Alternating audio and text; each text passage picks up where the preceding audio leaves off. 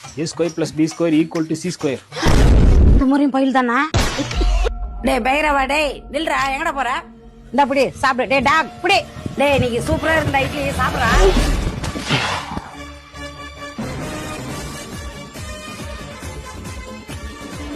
இந்த இட்லிக்கு பின்னாடி எவ்வளோக்கு தெரியுமா? இட்லிக்கு பின்னாடி ஒண்ணுமே காணமாடா. நான் நெக்குலா. ஏன் இந்த இட்லி இப்ப வேஸ்ட் பண்ற? நான் எங்கடா வேஸ்ட் பண்ண? நாய்க்கு தானடா போட்டேன். அதான் அந்த நாய் சாப்பிட மாட்டேன் ஓடிச்சுல, மறுபடியும் தூக்கி எதுக்கு போடுறத? டேய் அது மறுபடியும் வந்து சாப்பிடுண்டா.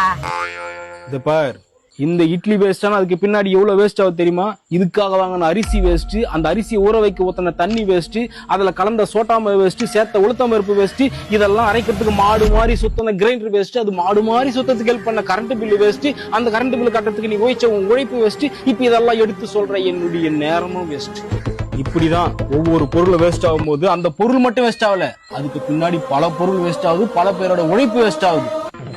அச்சுட்டு போற பட உண்டி கொடுத்தோர் உயிர் கொடுத்தோர் அப்படின்னு புறநானூறு சொல்லிக்கிறான். மறுபடியும் வேஸ்ட் பண்ணாத. டேய் கெட்டு போன இட்லி நாய் போலான்னு பார்த்தா வாயில போட்டுக்கினியாடா. அப்ப அந்த நாய் எதுனா அவ்வளவு பரவாயில்லையா? உன்ன மாதிரி ஹைபிரிட் பொருளா சாப்பிட்டு ஹாஸ்பிட்டலுக்கா போய்ங்குது அது.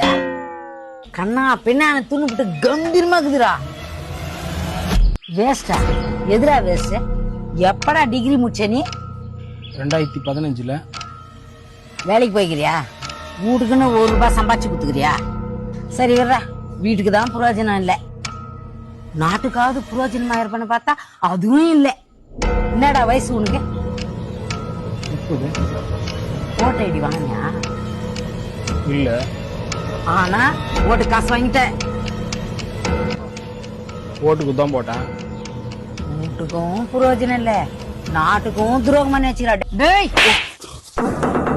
எதுரா வேஸ்ட்? நீ பிறந்த தாண்டா வேஸ்ட். உள்ளன்னு கூட பார்க்க மாட்டேன், நெஞ்சு மேல காலை வச்சு மெரிச்சிட்டு போய்கினே இருக்க. கல்ல ஓட்டு